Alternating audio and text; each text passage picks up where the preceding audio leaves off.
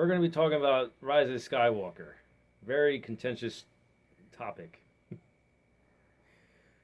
We're going to start out with the good. I'll go first because what I find good about it is much shorter than probably what you find good about it. um, I mean, as far as looking, I mean, it's a good-looking film. Very well shot. Cinematography is pretty good. You're killing me. Um, as I've said in my review, it's hilariously bad in my opinion, especially the Emperor. That's about all I got. I actually like the Emperor. I I like the I, Emperor too, but I, sorry. I don't like that he was on a giant crane arm, but I do like the look of the Emperor. That's part of what makes it so funny. I know. He's like an animatronic. It just brought me right back to Assassin's Creed movie. Which, again, I understand it in that movie, but it was not necessary. Not when we have all that technology in the game. So, giant crane arm holding Palpatine.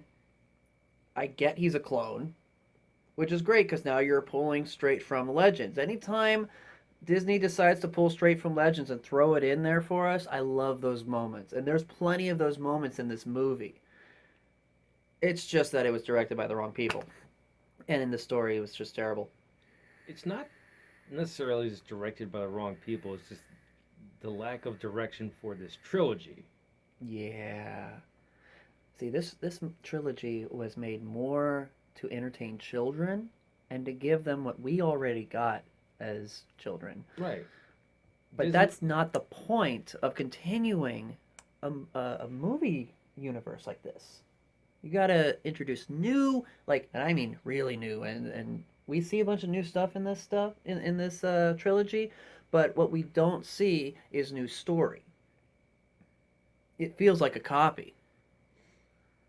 well, you kind of get that with the prequels. I mean, grant you, it's the story of how Anakin becomes Darth Vader, so that's what's ultimately different about that. Yes. But Lucas himself said like it's supposed to be like poetry. So the at least first two trilogies rhyme between each other, or he says like there's echoes, like the That's past it. echoes into the future. That's it. Yes. Yeah. You And have to feel like you're in the same universe, but also it's and and they started out with that in Force Awakens, but then Johnson was like, you know what? throw it all out. Screw that. Screw this, screw that. Let's bring her back like Mary Poppins, like everyone wants to call it. Have fun, next director. Oh, next director is JJ. Oops. No, I totally still put the blame on JJ because he gave us something that was probably too familiar, too safe, and he, people complain about the way Luke was portrayed in The Last Jedi, and that was kind of getting with this when I started about blaming JJ's like JJ's to blame for Luke in The Last Jedi because it's explicitly told us in The Force Awakens that Luke left because he was shamed. He was ashamed of his failure, which is not Luke. Luke is the forever optimist. I recently, thinking about this first podcast, I was thinking like, Luke is Captain America. Oh God. Captain America is the ever optimist. You're not wrong. It even shows it in the books. Right. So I blame JJ and Kathleen Kennedy because she normally, until recently, you mentioned this briefly, not on here, but before, that she doesn't have as much control over the franchise as she used to. But no. but for this trilogy that we're talking about, and mostly Rise of Skywalker, the blame is between her and JJ. Yeah. And I mostly blame Kathleen Kennedy because she's a marketer. She's not a storyteller. That's true. And I'm always going to say that this trilogy needed a Kevin Feige type character to tell a story. and have a character grow and everything like that. Right. You don't really get that. There's like no arc that's ever finished in this series. Yeah, and on top Except of for- that, Except for Kylo. something that everyone here, okay, yes, there are a lot of complaints about this trilogy, but there are points in this trilogy that people aren't seeing because we're dealing with the Force. There's a lot of stuff you're not seeing that is not explained to you because it's a movie.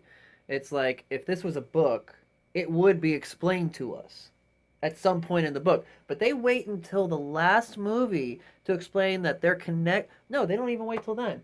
Their connection between Kylo Ren and Rey is what gave Rey so much power. Everyone was complaining that she's too powerful, she's all godlike, it's too much, it's not right for the movie. And then Disney goes back and says, "Oh, well, that's because of their connection. She's using all of his powers." Right. Let me help you out here a bit. So in The Last Jedi, Snoke himself says, basically says the reason why Kylo is so powerful. No. Kylo is extremely powerful. And to order to balance things out, the light side balances back. So Rey is so incredibly powerful. That's not how the Force works, though. No, it's not. But the other thing, that's another problem I have with this trilogy, is that a lot of things is not explained or in books. And Yes. you didn't need that for the first two trilogies. No, you didn't. There are some complaints about Anakin's character where you do need some of the explanation, but whatever, continue. Well, I mean, okay, so that's one thing that That's from the prequels. prequels has. The prequels now has a complete Clone Wars, and Thank now God. and now his turn isn't as abrupt. So if you just watch the prequel trilogies, yeah, his turn is abrupt. But if you watch Star Wars, it's a complete arc. But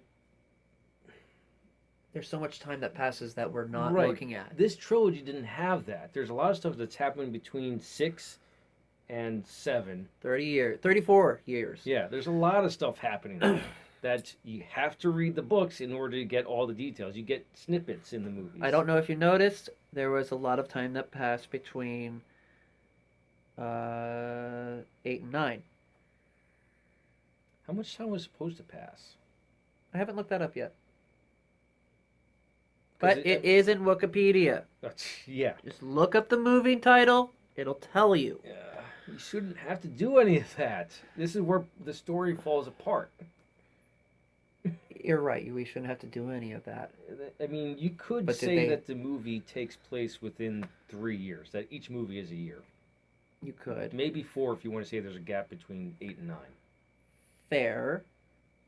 And just to be fair to that trilogy, we do not have any physical 4 years later, Right. 18 years later, in the original trilogy or in the prequel trilogy, and we had to figure that out all on our own.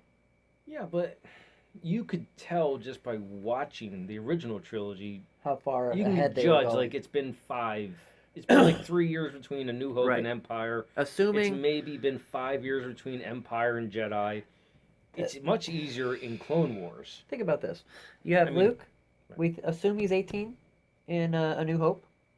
Right. That's the assumption. Right. If that is the assumption, then technically, from this point back, it's to the point of his birth. That's 18 years that the Empire has lived and thrived. And after 18 years, it's dwindling really badly. So that was one of the ways you were able to tell how much time has passed between this trilogy and that trilogy. And it was even easier with the prequel trilogy because you have little boy into almost an adult. Oh my God! Yes, To between an adult. just 2 movies, So- episode 1, episode 2. Yeah. He went from being 4 years old. I'm pretty sure No, he was 9. that's messed up.